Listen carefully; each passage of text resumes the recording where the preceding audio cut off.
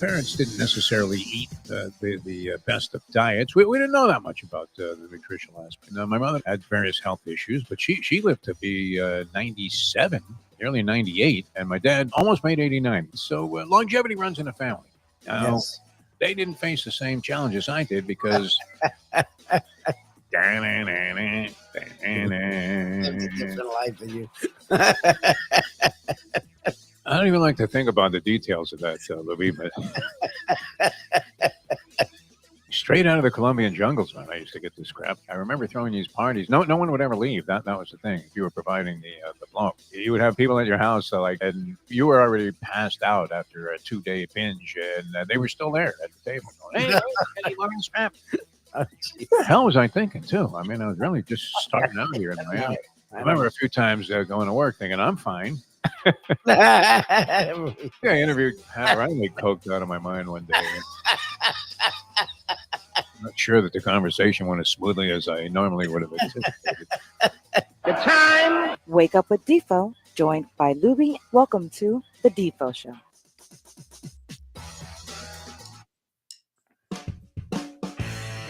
Very pleasant good morning, everybody, and welcome to another edition of the Defo Show. Yes, I cleared that hurdle, Louie. The underplayers it became official. They rubber stamped the 7-4 on Saturday, which was 7-5. And, the 7-5 was very popular that day at the racetrack, so that was good. And, yeah, you don't want to lose on your birthday. If you're a gambler and you get hammered on your birthday, I don't mean hammered inebriated. I'm just talking about you lose all your money on top of that. That's not a good sign. That's a serious dagger in your back from the gods of gambling there when you're stuck 300 and you're thinking, it's my birthday, for God's sake. Can you give me one effing break one time, Canessa? And so we did pass that hurdle, Lubie. And I think about that. You know, it's funny. When I was in high school, I was as straight as a pin. I didn't smoke any marijuana. I didn't really drink. I mean, I had some sips of drinks here and there, but I remember too, I guess it was after my freshman year in college, I had a date with this girl that I was absolutely madly in love with. Just couldn't stop staring at her the entire freshman year. And I finally worked up the courage to give her a call, found her number somewhere. And she said, well, why don't you come with me to a wedding I have to attend? I'm like, yeah, sounds good. As long as it's not ours. Yeah, although I would have married a girl on the spot, I was that infatuated with her, and she took me to the bar at the wedding, and I didn't even have a concept of what to order as a drink. I was not even familiar with like a gin and tonic, nothing like that. So I spent a good portion of my life as just a straight. I don't want to be in any altered state, Lubie. I thought, geez, if you don't enjoy being who you are, then what the hell is the point? Mm-hmm. Then that changed. Yes, it did. Now it's hard to work straight. It just really is. I've been on what would it be? A little bit of a sabbatical from weed, only because of the fact that I've been too lazy to go up to the medical marijuana place and get some stuff. And it really is strange, Lou, because it's true. I saw this on a clip of all people, Stu Feiner. I think I mentioned this before, about a month ago. Where, you know, how Stu Feiner is always screaming. I send you the clips sometimes. Stu Feiner, as Phil Mushnick would call him, the scam decapper. But I mean, seems to have done very well for himself. Either he inherited a ton of money or the people are just sending it in since he's been, especially on Barstool, like never before to Stu for his picks, his selections, which I do find that an odd thing. I don't know. How do you feel about that? Where you're buying selections from somebody, I guess if they're winning a majority of the time and you really trust their selections, or do you feel like, hey, I mean, the whole point of gambling is to have your own opinion. What do you think, Lubie? How do you feel about that? Look, to me, most things it's 50-50. So why am I Would you ever paying? pay for a guy's picks if you knew he was winning at 70%? Would you pay for It's just weird to me. I don't know. Look, there's so many outlets now that are just giving picks away. I don't know. I've always thought that was weird. I've never had a problem with us having handicappers because they give opinions and we don't charge people. Like, I always thought it was weird to charge people for picks when it's 50-50. Yeah, so if you paid a guy $100 for his best bet of his lifetime, then what are you betting on these games? I guess if people are sending it in enormous proportions, unrelatable to me. Even somebody who's got a background, been following gambling since as far back as I can remember. As I've mentioned many times, we started looking at the racing page in the New York Herald Tribune in the third grade. The girl that was sitting next to me, Drina Turner, the lovely Drina Turner, and I, well, we used to immediately, while everybody else was trying to figure out, hey, what am I going to do my current events report on? Well, we're trying to see if Cordero won 3 the day before at Aqueduct and whether or not to go ahead and step out on anything that he's writing that's over 3-1. So I've always had an inclination to be involved in gambling. So this goes back, probably 67 years or whatever. What were you in third grade? 8 years old, something like that, Louis? Yeah. And I was interested in it even before that because kids, when I was growing up, were always betting. We were betting on a variety of different things. Betting on, I mentioned when I was 9 years old, when we booked all that action on the 1960 World Series, taking the Pirates over the Yankees and taking everybody's bets. And it was a loser leaves town situation for me. We weren't going to be able to pay it off. And thank God. I mean, I can still hear it in my head. Going, gone. Depressed. I believe it was Mel Allen on the call. It might not have been. It might have been the old redhead, Red Barber, whoever was doing the game at that moment for the Yankees, as Mazeroski hit that home run. And I was, this is no lie, Lubie, I was halfway on the Myrtle Avenue elevator train to whatever their furthest destination was, where I was going to hide out for as long as I could because I was never going to be able to pay these people off. And then, sure enough, we ended up winning. It came back, collected all the money, and I felt like a rich man. So interested in that, but I can't believe the proportions that people are sending in. I had a meeting with a guy that was talking about, and this involved a possibility of an advertisement for one of the betting sites, which it's not well known, Luby, but I don't know if it's a loophole. I guess it's one of the parentheticals in the Florida state gambling law, which, does anybody really understand what happened there? Let me see. There was an approval by the people in Broward County. And the next thing you know, somehow it got approved on a statewide level. And then Ron DeSantis has a midnight clandestine meeting with one of the heads of the Seminole tribe. And the next thing you know, he's leaving with an attaché full of cash. This was beyond the scope of even Juan Antonio Samaranch in Salt Lake City, Utah, where DeSantis leaves with a briefcase, and somehow and the Hard Rock people end up with exclusivity on sports betting in the state of Florida. Do you find that somewhat coincidental, Luby, that occurred right after that? I mean, there's a story out there. I guess it's verifiable that this alligator Alcatraz that DeSantis dreamt up. And then, of course, Donnie Boy came in and he was patting him on the back, and you had that ugly picture with them all laughing with Christy Noam, thinking, hey, we're going to be able to torture people here. And no matter who you're talking about, I mean, look, they're the most heinous of criminals. You're thinking, well, they deserve it. But, when you really don't know what exactly these people have done and they haven't had a chance to even stand in front of a judge, whatever, kind of weird to think of them being tortured. And they're laughing about it. But the contract to build that supposedly went, did you find this coincidental? To a big DeSantis donor. Shocker. Woo-hoo-hoo. But in the course of trying to solicit this advertising for one of our shows, I was told that they have a few guys on these accounts that are betting like $20,000 to $50,000 a game. I guess if you're doing that, would you pay for a service if you were risking that kind of capital? And you thought, okay, even if you just wanted somebody to verify what your opinion was or discourage you from making a losing bet, you would have to find somebody that in documented picks, or at least the selections that they were giving you over a long course of time, what was hitting at, they say you have to hit it about a little around 60% to be a winner with fighting the juice. Laying 110 to win 100. I guess you have to be in the high 50s to actually come out ahead.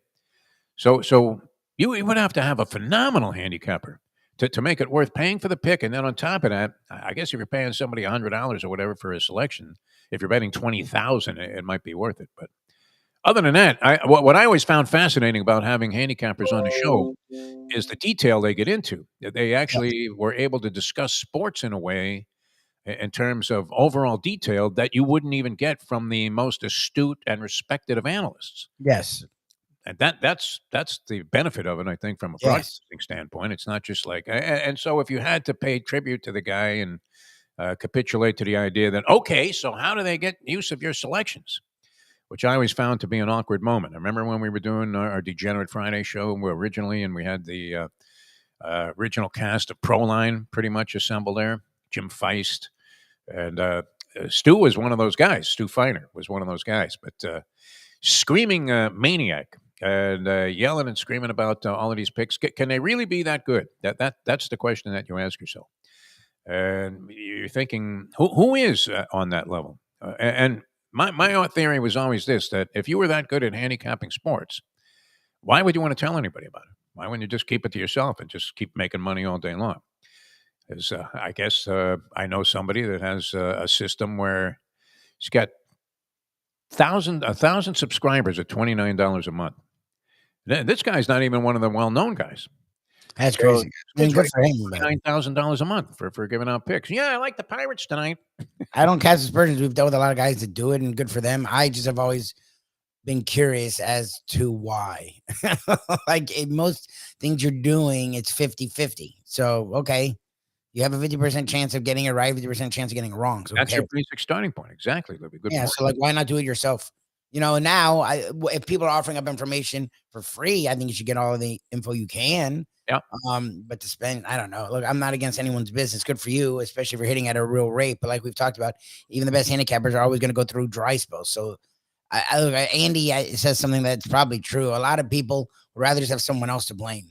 Like that's really what else That's is a the good reason? one, Andy. Well, and by the way, I hope you're feeling better, Andy. Andy had another one of those Oh, episodes. Jesus. Saw him on Saturday. He was fine. He was at the track. He came out to Gulfstream on Friday. Looked great, Yeah, right? yeah, good. Yep. He looks Looked like he could he's go looking 12 good. with De La Hoya tomorrow. Yep. Maybe a coked up De La Hoya, but nonetheless. And sure enough, yesterday he said he was like walking around a store. The next thing you know, they're giving him a standing 8 count and taking him out. I don't know how he actually got to his timeshare there in the what was that, Boca West? Is that where he has the room? Does he have that on a weekly basis, or we'll have to I think find out? it's timeshare. I think it literally is like and quarterly or whatever. Oh my God, his insurance company must be furious that they actually booked his action. All right, we have a lot to get into here, Lubie. So yeah, hopefully you guys had a very successful weekend. But if you do get buried on your birthday, maybe you really ought to reassess where you're at as a degenerate gambler. I wasn't getting buried because I didn't have a lot of money on me to begin with, but then the Mustang hit something. She gave me a little stash of cash, and I think I won by only hitting one race, and it happened to be the infamous 5-7 box.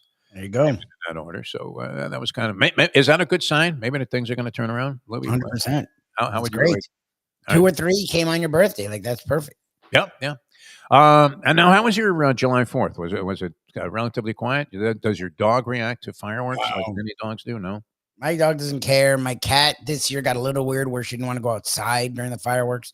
It was good. We went to my sister's and they had a little barbecue, and then we went to Central Park of all places, and they do fireworks there. Oh yeah, Plantation, a place where we've all played. How jammed was that? It was a nice. It gets packed. You have to get there. Parking is sort of an issue.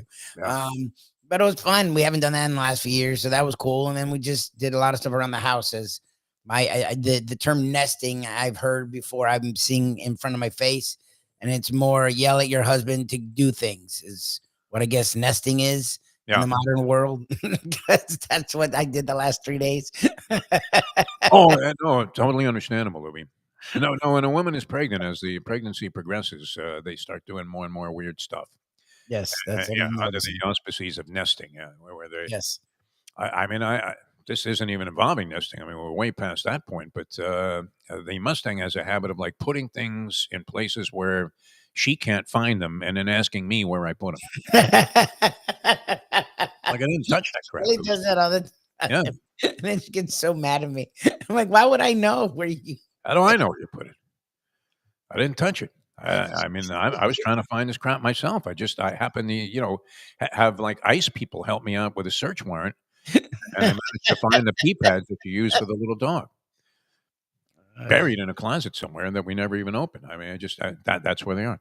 All right, let's get to the sporting world, Lubie. Many headlines over the weekend. I was immersed in Wimbledon action, of course. There were many other things going on. You had a lot of baseball activity, controversies, of course, surrounding the All-Star game. Sarney posed the generic sports question, which I don't know. I'm looking at that going, is this really worthy of debate, Jim? Whether the All-Star game should be restructured in Major League Baseball Oh, good. so that it doesn't have to include the automatic player from each team.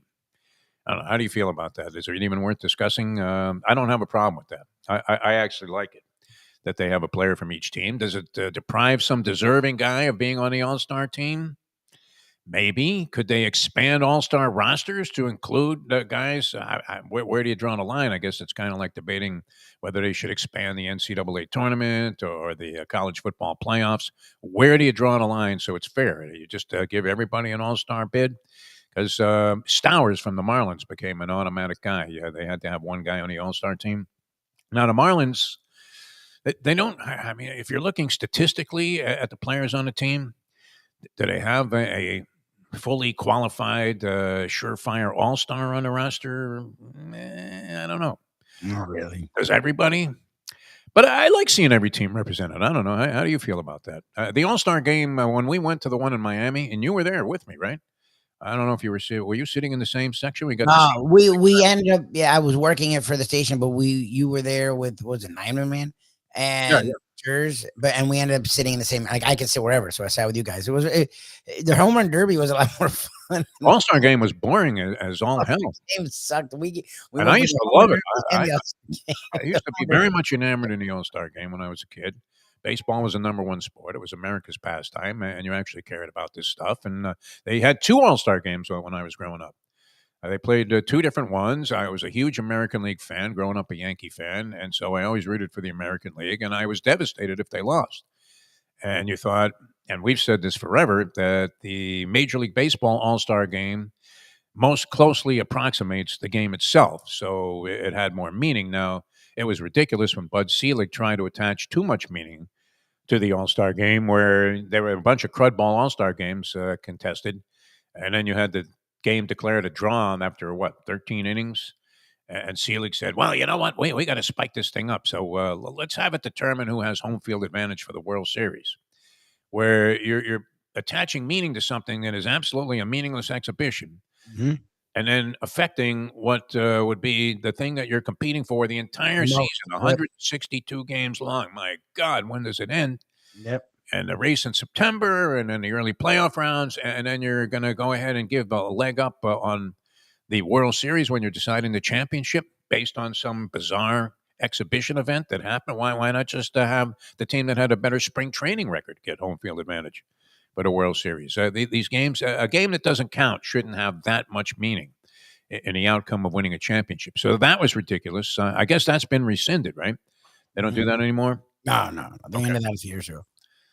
That's good to see. They realize it was a really bad idea. Yeah, but I don't know that having a player from every team on the roster is a bad idea. I used to think that when they would capitulate to the idea, you'd have Willie Mays hitting 170 and they put him on the All-Star team, and some poor guy that was hitting 325 got deprived. I thought, well, why don't you just have a separate 5 spots for veterans that people want to see? Okay.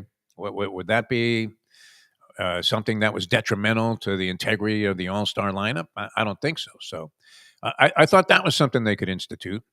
But yeah, if you have to have a guy from every team, so be it, right? They've been living with that forever. I don't know that it needs to change. How do you feel about that? Because one of the best topics that you could possibly have if you were going to do generic sports topics would be who got snubbed.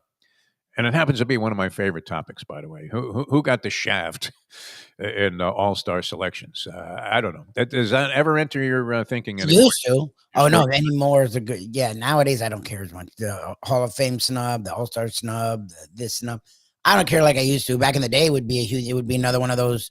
You could just tee it up and people would freaking argue for the next 30 minutes. I mean, I don't follow baseball anywhere near as closely enough to like be able to argue on this and that. I used to not like the idea of every team getting a guy because it forces in players that really like. Story's having an interesting year, and I think he's a kid that the Marlins probably not. Marlins finally sort of hit on as a fielder. We'll see longer than this year, but At least is showing promise that Billaday and some of the other guys, Peyton Burdick didn't. So that's cool. But I don't think he's an all. If you look at his numbers, he's not like an all-star. He's got 280. He's got like 15 homers. Yeah, he's fine. He's good for a young kid. But It's all right. All-star. I mean, come on. All-star? It's a bit of a stretch. Meanwhile, the Marlins have won 10 straight on the road, which is pretty phenomenal. They're 500 on the season on the road. And when do we have to, Lubie, is it time yet to issue the apology to Peter Bendix, who we called a bat boy, who's assembled a bunch of bag ladies? We were really using a lot of alliteration in our baseball analysis. Bag ladies, bat boys, this kind of thing.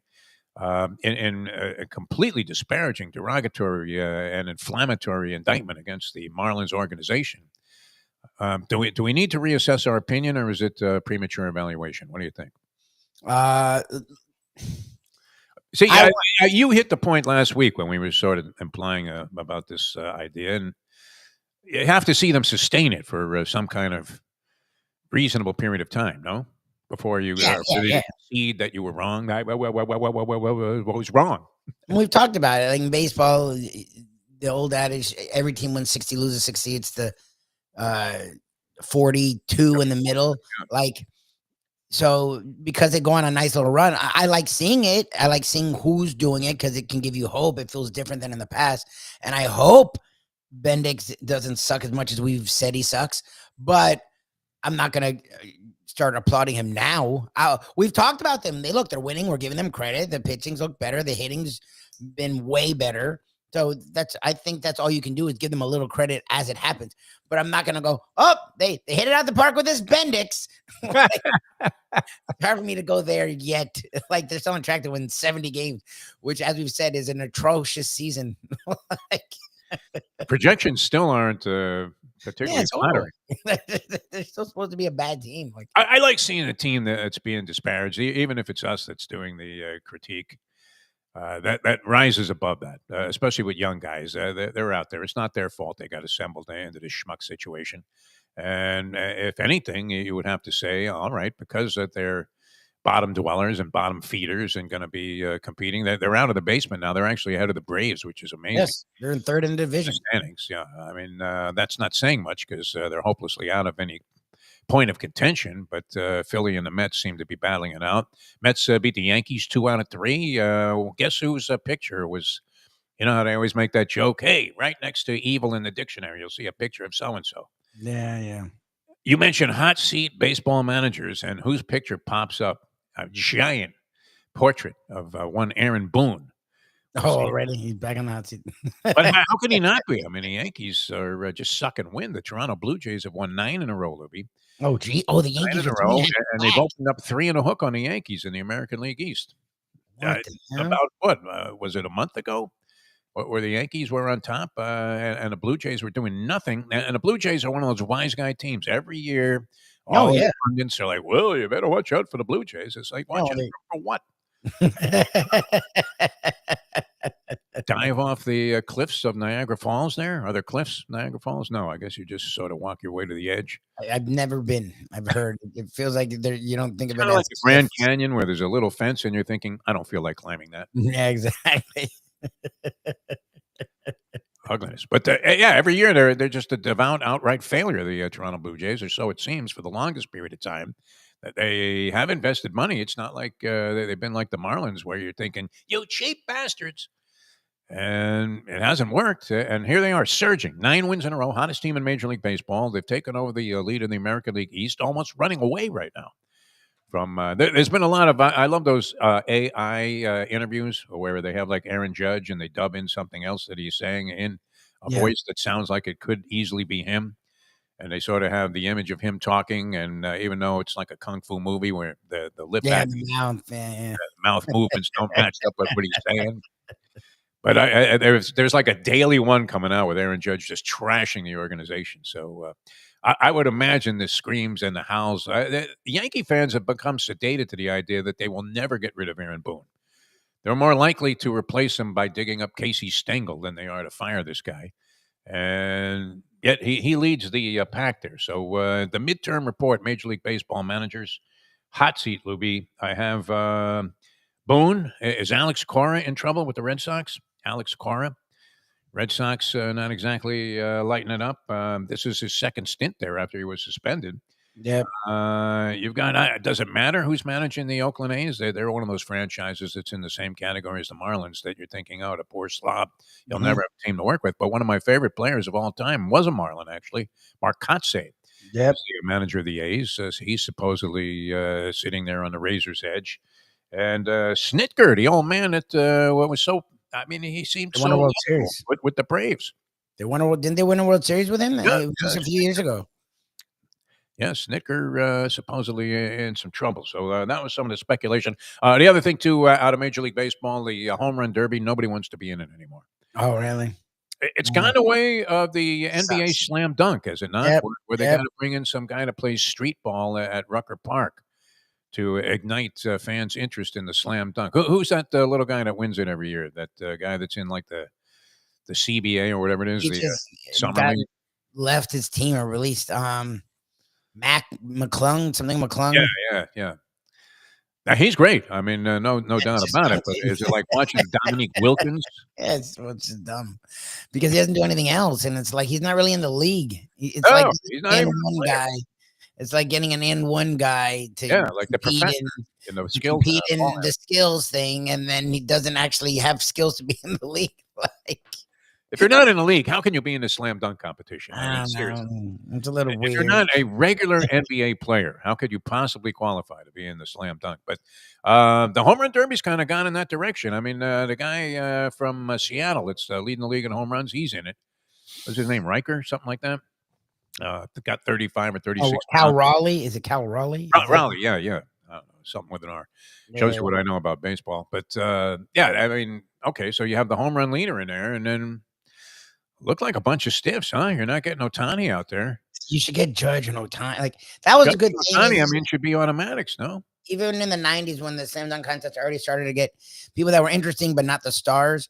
Like the home run derby always had stars. Like Griffey would do it, and Thomas would do it, and Albert Bell would do it, and McGuire. Like I loved it because it was always the best players. Now you're just getting random. Sammy Sosa was in there. Yeah, no, you just Soto shit. Like you should be able to get all these guys to do it. Like, and here he is with 13 home runs on the season from the Minnesota Twins. You're like, what the hell? Well, yeah. All right, so that's all going on in baseball. Basketball, we had something happen, Lubie. I'm surprised you didn't bring this up. Well, I'm letting you do what you do, you know. No, I'm just rambling here. You could have cut me off at any time. And No, said, I figured we'd get nobody cares about baseball. I know we got another half hour to fill. And it's Tuesday, and we're coming off the slab here, but nonetheless. So what do you think about this? All right, so the Miami Heat were in action. They were involved in a 3-team trade, and they get Norman Powell from the Clippers, who now was he injured in the second half of the season, or is this guy coming off some kind of injury? I thought he played the whole year, but I might be wrong about that. No, he played a lot of games. Like that's the thing for him is he plays like a lot. He's like 32 years old, isn't he? He's not He's not young, but he's not old. He's on an expiring deal, and he's gotten better every year to the point where last year he had his best season, and he was arguably an all-star by many people's credit. He used to be a really good bench player, and he's become a good starter to the point where last year he was actually a really good starter. Like he was a big part of the resurgence of the Clippers in the second half of the season was Norman Powell. I didn't realize just how good he was. I knew he was a nice player, and the fact that he got him for nothing was impressive. But I didn't realize he literally, a lot of people thought he was one of the all-star snubs. Like the guy put up really, his field goal percentage was great. His three-point percentage was great. He scored over 20 points a game. Like he's good with the ball in his hands. He's good without the ball. He's a 3-level scorer. He can play defense. He rebounds. He actually can work the ball if he has to. Like he's the exact thing their offense as a he's not a Durant. Like he's not going to be a number one scorer, but he's a guy that can go in there either, and he's been good off the bench or starting. Like he's a guy that actually fits desperately what the Heat need. And they gave up two guys that really weren't going to play at all. Kevin Love, he might as well have been on the deceased list, huh? Yeah, it was painful to watch. I mean, I great admiration for Kevin Love, but wasn't it painful to watch him trying to get off the floor? Yes. I mean, and somehow he grabbed rebounds even still, which was incredible. Great admiration for his career. He was terrific with the Cavaliers all of those years and was a bona fide star. Came to the Heat at a time where you thought he was pretty much El Finito and was a contributor to whatever success they had. But every time he got off the bench this past year, didn't you think, hey, why don't they just bring in Larry Bird at this stage? Didn't he look like, I don't want to say the game had passed him by, but it was a bit of a struggle. Anderson was in the rotation, I guess. What was he getting 20 minutes a game? But he may as well have been Ian Anderson as far as recognition goes as a member of the Heat roster. So that looked like a good move. Lubie, you have to be a little bit more placated with the idea that they're not just sitting there. That maybe Riley is not some senile old bastard that doesn't have it anymore. It's not like the blockbuster stuff. I suppose they can make a move for Damian Lillard, but that doesn't seem to be one of the things they're overwhelmingly interested in at this stage because he's available, and I would think he wouldn't mind coming to the Miami Heat. But is he even going to be ready for anywhere near the start of the season? You're getting Lillard to sit out for the year. For the whole year? I mean, is he out for the season? He did the Achilles thing. He did it in the playoffs. Oh, okay. The playoffs. Yeah. I think it was the playoffs, the first round when they were trying to. Oh, okay. So he's done. Yeah, get past the Pacers. He blew out right when he came back and was trying to play better. He got hurt, and he's going to be out for the year. And he's an older dude. He's going to be 36 when the season starts. So you're not like rushing him back. No. So, but like you would sign him knowing he's not going to play next year, but he will come back the year after, hopefully healthy. Is the idea behind people bringing in Lillard, which supposedly there's a strong market for. For me, that's a lot of speculation for me. Yeah, look, it depends on what they could get him for and what he's willing to do. The Heat are interesting. Look, I like what they've done in the sense that it felt like they finally chose the direction of going young, at least for the year, and seeing what they have in the young guys. And then in 2026 and then 2027, they'll have a crap load of money. And they're supposed to be more interesting free agents at that period of time. So I'm okay with what they've done. Making this move, I don't think stops that because he's an expiring contract. I think what it does is gets another guy that can score.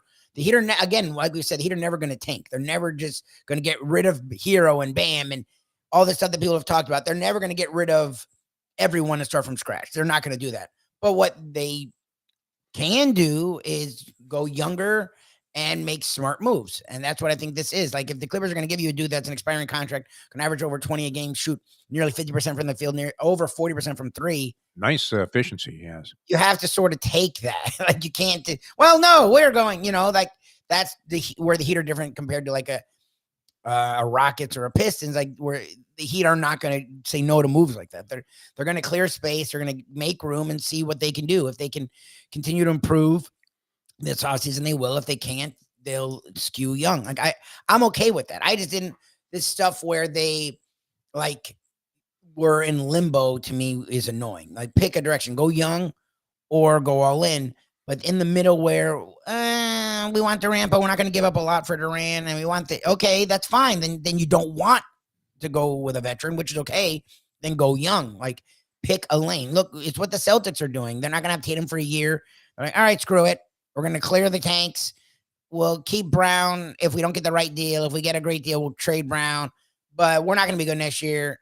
Or we're not going to contend for a title next year. So let's just try and get rid of a lot of the old guys, try and clear money. And then in a year when Tatum's back, we'll try and revamp it. Like I think that's smarter than just like, well, we like what we see from Hero and Bam and Jovic and Jaquez. So no one's available. It's like.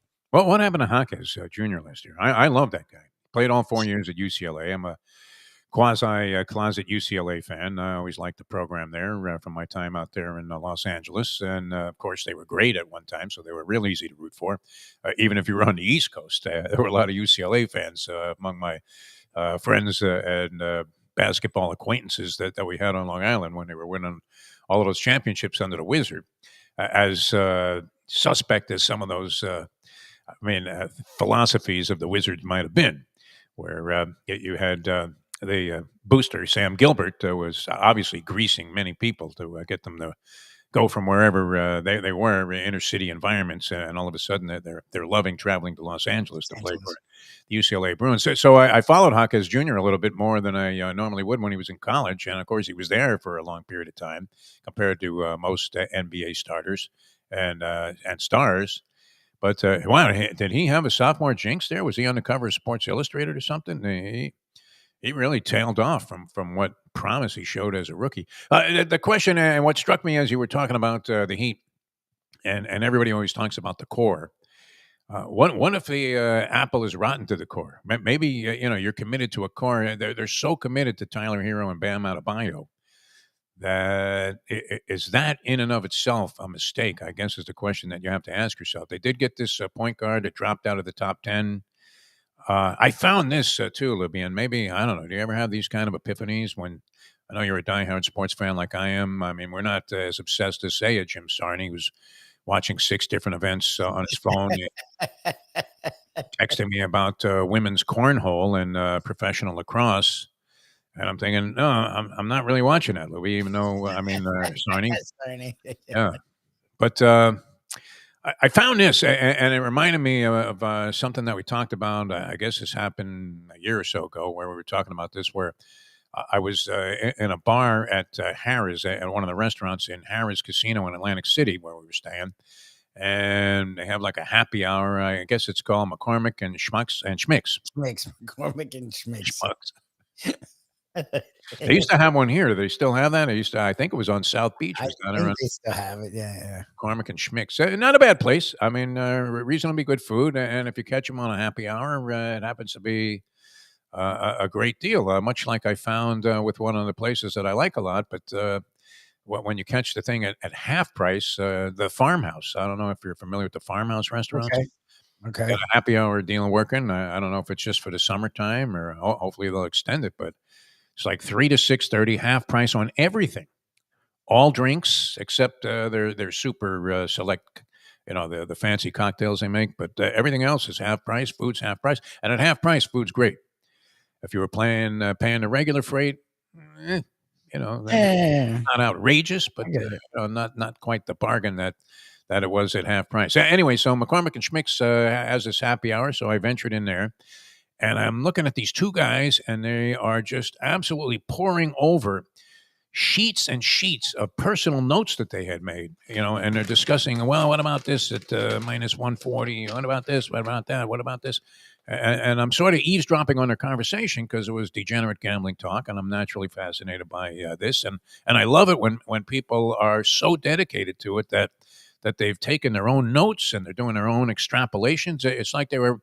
You're not familiar with the Ragozin sheets in horse racing, but the guys that are looking at those sheets and paying $40 a copy for them, you're thinking, wow, these guys are really into it. And so I happened to ask them. I thought they were handicapping baseball, which this was around the time of my birthday, so it was summertime.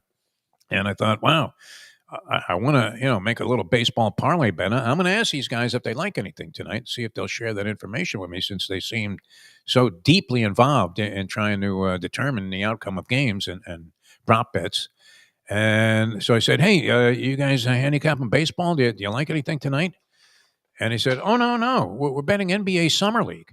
That was my favorite. NBA Summer League? You're that immersed in NBA Summer League minutia that you are studying this to a level. I mean, you would have thought that they were cramming for the bar exam. It was incredible. And so, and have you ever found yourself? This happened to me a couple of nights ago. I'm watching, and it was interesting because you had the debut of 2 guys that were drafted in the top 5. As Utah was taking on Philadelphia in an NBA Summer League game. So you had Edgecombe in there, and he was, the number 3 pick or number 2? No, 3 pick. 3, yeah. And you had Ace Bailey, who was the number 5. Bailey, yes. Edge to Edgecombe, who had a phenomenal game. Ace Bailey was and they were making a big deal of it. And I actually said to myself, I can't believe I'm watching this crap.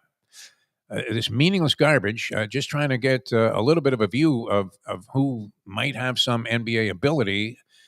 They play with a very strange.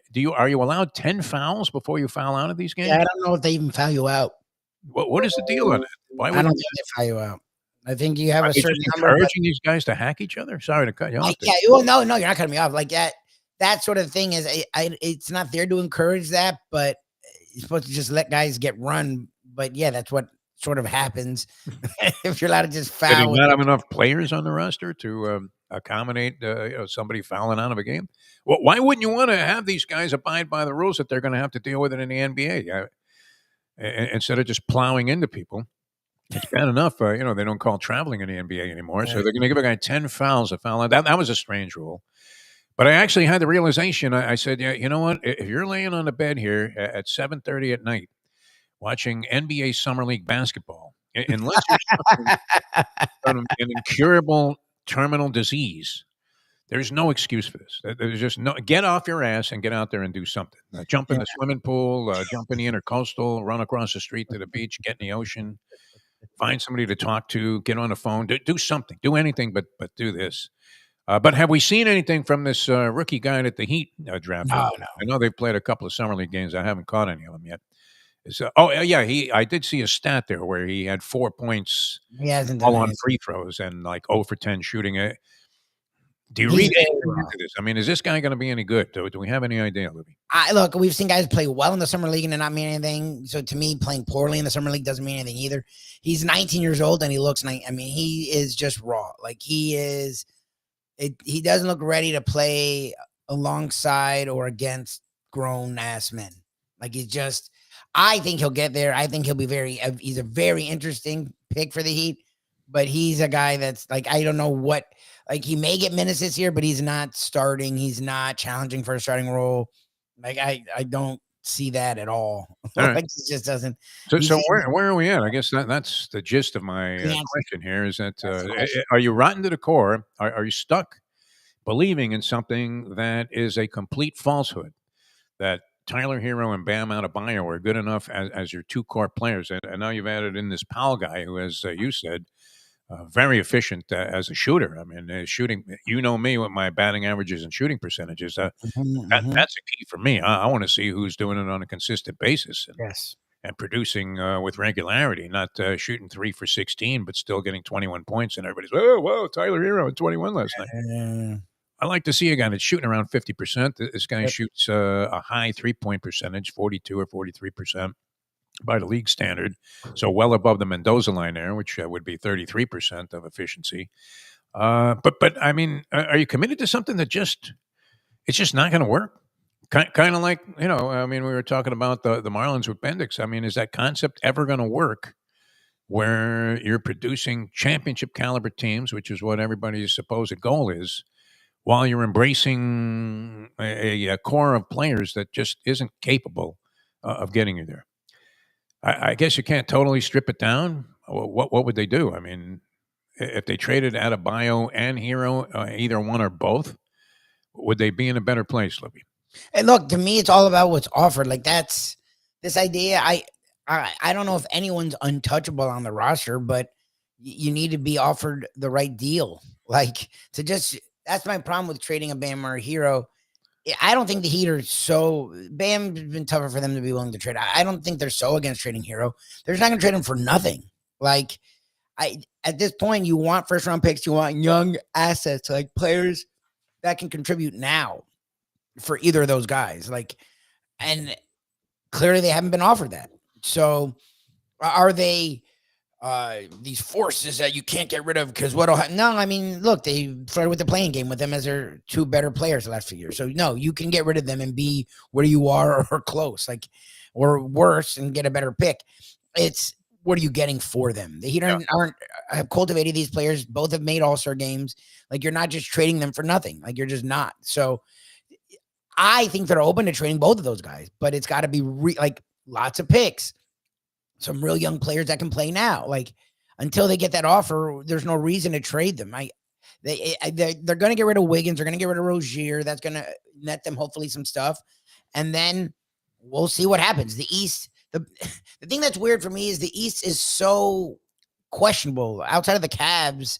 And again, the way the Cavs looked at the end of the year, it's hard to just assume they're this great. Like there's major questions around every team in the East. The Knicks fired Tom Thibodeau to go get a retread. Like that's the weirdest move. Mike Brown is not Tom Thibodeau. He's not yelling guy. He's not a guy that doesn't use a bench. He's not a guy that's inept offensively, but he's Tom Thibodeau in the like level of coach he is. Like he's a guy that literally does what Thibodeau does. He takes bad teams and makes them respectable, and that's where he caps off. Like he's not a guy that takes you to the next level, which is literally what Tibbs' issue is. So, like the Knicks have plenty of questions themselves because they are the one team that returns a lot of talent, and they just fired a coach that is probably a better coach than the guy they just hired. So, there's a lot of, so that's my thing for the Heat is I think they're ready to go young. But the East being so wide open, like the Magic and Pistons in a year or two can take that step. They haven't yet.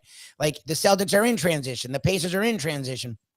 Like there's a lot of questions in the Eastern Conference where like if you're the Heat and you can go and make a couple moves, even though it may be smart to go young, this may be the time to try and grab a hold of the East. Like that's my problem with the Heat is as bad as we think their team is, if you look at the roster now with Powell and they can get a couple other people, it's not that worse compared to anyone else. Like the Pistons are a nice young team, but they are very raw. The Magic, same thing. Like the Cavs just got exposed and you're waiting for them to stop being a young team. Like, I don't know.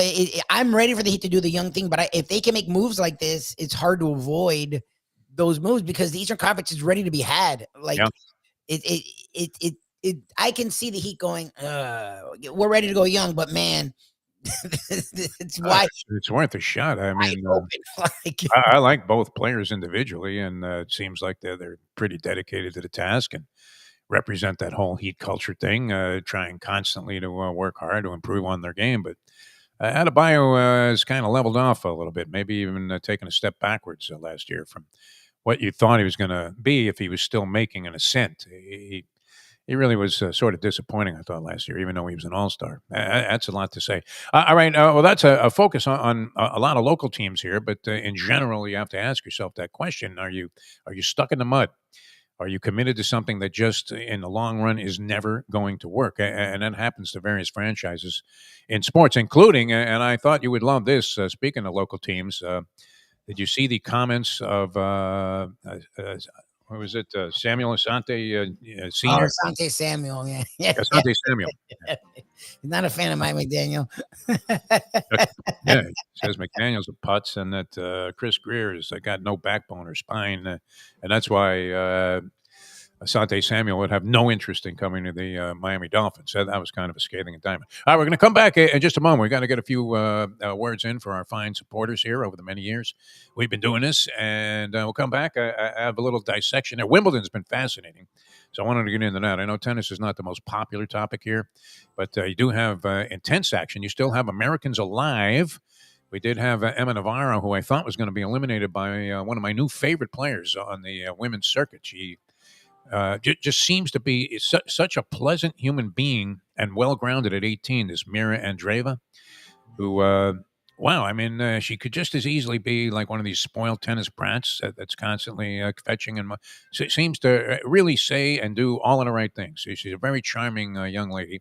The interviews with her are fantastic, and you can't help but kind of embrace what she's doing. She decimates with a variety. I mean, you talk about a Vegemanic game that this girl has. She does have the ability to hit with power, but man, she's slicing and dicing. It looked like a Ron Popeil commercial yesterday. It was unbelievable. Can it score an apple? I mean, you're thinking honeymooners. So she carved up Emma Navarro. So that was one of the four remaining Americans. You had two on the women's side. And, of course, Taylor Fritz and your man, Ben Shelton, man, looking great. Nice. Looking great. Brian on the chat line says that was his sleeper pick to win the women's championship. I wouldn't rule him out, although his next match is going to be the big challenge, obviously, as he faces Alcaraz. But that figures to be just laced with fireworks, that match. Shelton plays a very exciting game, as does Carlos Alcaraz. On the excitement factor, generating excitement and energy and doing things that you're thinking, my God, how good are these guys? Shelton would have to be almost in that same category as Alcaraz was when he popped on the scene. He's been around for a little while. He's ranked in the top 10, so he's hardly a complete unknown. Serves sometimes these bombs at 150 miles an hour. Alcaraz has shown some vulnerability so far in the Wimbledon tournament, as has Taylor Fritz, who's still alive. But Shelton and Alcaraz, that's going to be. You talk about July 4th fireworks. That is going to be one match that is going to ignite many sparks, I think, and we'll see if Shelton can continue this. Well, he's been a semifinalist in a few of these slams, and can he take the next step? Yannick Sinner certainly looked vulnerable yesterday. Did you see what happened there, Lubie? Yannick Sinner and Gregor Dimitrov, who's been around forever and sort of resurrected his career a little bit after, he's had nothing but problems. He's had to withdraw from the last 5 majors now, including this one in Wimbledon. Up 2 sets on Yannick Sinner, who appeared to suffer some kind of an injury early in the match. He was not sharp at all, Sinner. Appeared destined to go down to Dimitrov. It was 2-2 in the third. Dimitrov throws one of those Lubie roundhouse right serves in there and does something. And you could see him mouthing the words, "I'm in pain," as he was laying on the ground. He had to retire, forced to retire, and so Sinner got a free pass there into that match. And who's Sinner have next? I think Sinner Joker's going to play that guy from Italy, Caboli. And I don't know who Sinner's facing. Hold on, let's see. Sinner. I wrote it down somewhere, but I can't find it. Sinner faces Shelton. Oh, it's Sinner and Shelton. I thought it was Shelton and Alcaraz. Okay. Today you'll have Nori and Alcaraz. Yeah. And then tomorrow, Sinner, Shelton. Wow, that's Bali, Joker. I would think, based on the fact that Sinner was on his way to get an MRI yesterday after his match, and he was razor sharp in his first 3 matches, as he pretty much won in a walkover, 3 straight to get to the 4th round, and then he was going down in this match against Dimitrov. And he had a nice ticket on that. He cashed out early, which was a lucky thing. It's kind of like where you get stopped on cuts when a guy's dominating a fight, and then all of a sudden, accidental headbutt happens or whatever. Well, I guess it was accidental. They go to the cards, but and that happened to me where they went to the scorecards in a Julio Cesar Chavez Frankie Randall bout that I had a ton of money riding on as the 3rd leg of a 3-fight parlay in Las Vegas one time. I'd won the first 2 legs easily with underdogs, and Randall's getting a big price. There was an accidental headbutt. Randall's beating the crap out of Julio Cesar Chavez for 7 rounds. There's an accidental headbutt. They go ahead and go to the scorecards, and somehow, Holy Adelaide Bird, they had Chavez ahead. Cost me everything. But in this case, Andy cashes out at 5-1. He was getting 11-1 with Dimitrov. And I guess he cashed out after the 2nd set when he was up 2-0. Got 5-1 on that. And thank God he did. Otherwise, he goes out a loser. So that was fun. Hedging, to hedge or not to hedge, is always the magic question. All right, back in a moment. Now that. The time. It's 8:53. Hey, folks, Tony Segreto here. Let me ask you a question. What do you look for when you go out to eat? Good food, obviously, friendly atmosphere, not too loud, but good energy, reasonable prices, and a place where you feel comfortable. All those ingredients, no pun meant there, are hard to find unless you're talking about the Texas Roadhouse. You see, they encompass all of those attributes. Really, really good food, amazing atmosphere, good for a family, good for a date, or just a night out for yourself, and prices that will make you extremely happy. Their ribs, unmatched. Steaks, hand-cut every day. Everything, and I mean everything, is made on site, including their incredible bread. It's the one day, folks, that you can forget about low-carb diets. Trust me when I tell you, Texas Roadhouse, your restaurant, your destination when you say, where should we go and eat tonight? From the newly renovated sports bar to the beautiful bayside views captured at the Tiki Bar, Jimmy Johnson's Big Chill has it all. Located at mile marker 104, the Big Chill also offers waterfront dining while experiencing breathtaking sunset views of the Florida Keys. It's simply the hottest spot in the Keys to cool off. That's Jimmy Johnson's Big Chill at mile marker 104 in Key Largo. For more information, call today at 305-453-9066. You can't fake caring. Women can sense this immediately. You don't really care. You didn't really want to do any of this. We now return to the Defo Show. NBA Summer League, Lubie. You ever watch it? I do watch it. Years ago I never did, but as the Heat have started playing more and more young guys, it's become worthwhile just to at least get a sneak peek of what they are. It's never truly told you what they would be. But Where is playing in there? Kalal Ware. yes, Ware's been that's the problem with the Heat guys. This time around have been sort of And last year, Would you bet it? Would you bet on it? no, I don't know how you bet on it. I mean, I'm telling you, these guys were amazing. I've never That's seen, they had like, when you get like run sheets at a business and they come in those big giant blocks and yes. I mean, it's kind of like when they bring the evidence in a federal trial and you're saying, really, you had to cart that crap in there? I could have Have that much. boxes and boxes of documents. And that's what they were going over. But, I mean, can you really find any consistency in what they're doing there? How do you know what they're trying to accomplish in these games, Libby? That would be, I mean, maybe you have inside information, right? Where the coach came and told you, oh, by the way, we're not doing crap tonight. We're just going to see. We're going to chuck threes all night and see who can shoot. Yeah, that would be very suspect. But you're watching it, huh? With interest. I like that. I'm done watching beginning to end, like it's a game. But I definitely will watch. I'll watch more now than I had in the past, just to get a feel for guys, especially since the Heat have played more young guys over the years.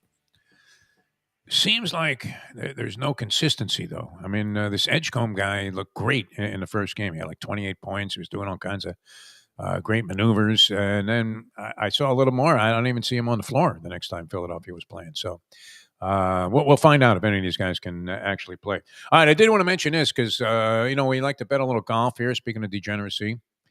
So the John Deere Classic there was a logjam atop the leaderboard of guys that you normally would hear nothing about or know little about. A few name players were involved, but and it nearly came down to a 3-man playoff.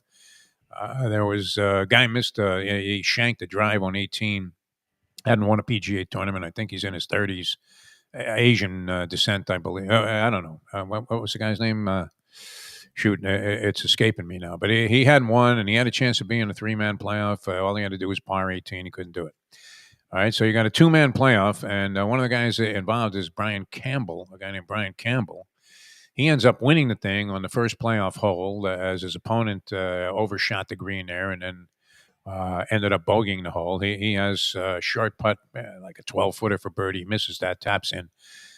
The odds on this guy, is there somebody that holds a ticket on virtually anything? The odds on Campbell winning the tournament were 600 to 1. Oh, Jesus. 600 to 1. Oh, my God. Who's holding that ticket, Louis? I mean, that's the beauty of it. That's why we always say, and the professor is 100% right about this, if you're betting Scotty Scheffler, you're losing your ass. Yeah, it's dumb. No matter how many tournaments he wins, he can't compensate for the fact that he's sometimes as low as 2 to 1 odds to win a golf tournament. Yeah, and he's going to lose overall more tournaments than he wins. So he wasn't in this one, so he didn't have that problem. But you're just, I mean, to bet on the overwhelming favorites in golf is just dumb because the field is so vast. Usually the field's going to win, and you get way better odds with the field. So it's stupid to even when you win, it would take so many winning tournaments that it's not worth it. You do enough with the underdogs. You hit with any underdog, it'll cash you out for years compared to winning with the favorites, especially in golf. You need one time. You really do. You need it to hit one time. But 601, you think there was anybody holding a ticket on that? There had to be, right?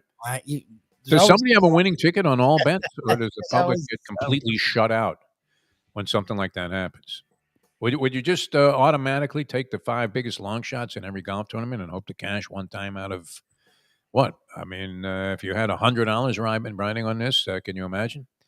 You're ending up with $60,000 when this guy. I mean, you could have hedged off too. I mean, that's one thing about betting golf. You can hedge off in every round. I don't know if this guy came from nowhere to win the thing, but I don't remember him being right there from bell to bell. There was another guy that was leading in the first couple of rounds. But it was anybody's tournament, as they say, and they were way well under par. I don't know. These guys are amazing. How tough are these U.S. Open courses when they have one guy under par for the whole 4 rounds? When in this particular tournament, and I'm looking at the course thinking there is trouble lurking on every hole. The usual Shankopotamus is shooting 120 on this course that they contested the John Deere Classic at. Water, trees, everything, sand traps everywhere you look. And these guys destroy it. I mean, how good are these guys at the game of golf? It's amazing. But 600 to 1 on Brian Campbell. And he ends up winning the tournament. And somewhere, in Malaysia, some guy's got a ticket. Hey, I won. Yeah, exactly. It's kind of like Andreeva yesterday. She didn't even know she had won. She gets the final point there against Navarro, and she's going back to the baseline and trying to psych herself up, and the crowd's already cheering. And then she realizes, oh, Jesus, I won the thing. That's focus, Lubie. When you're so focused, you don't even know the score. You're just trying to go out there and win the next point. Anyway, so some good action coming up today. Wimbledon, I'm looking forward to it. I think it gets underway 8 o'clock. It starts right about, an hour ago. And you got Sabalenka out there. She's in Anisimova, the last remaining American, surprisingly, Lubie. Didn't she train at, like, Plantation? You mentioned Central Park. Was she? I think so. One of them, yeah, I think so. I think she did. At least I've spent time here. Yeah. She was raised in America and competes as an American. So she's involved, and she goes against another Berlitz name here, Polyuchenkova, who got by her last match, third round match, and now finds herself in there against Anisimova, who's kind of made a little bit of a comeback. She had some kind of issues, not quite Osaka-esque, where I think she was feeling estranged from her love of the game of tennis. And I don't know, did she drop out for a little while altogether? Because she sort of disappeared and came back. It looks a little bit different than she did in the past, and been playing great. So there's a shot there. Can the Americans make a breakthrough and finally win one? Is it possible? Now, the women have been winning. The American men have been Yeah.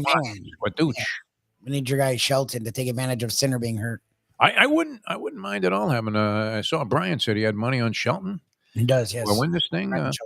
Yep. I wouldn't rule it out.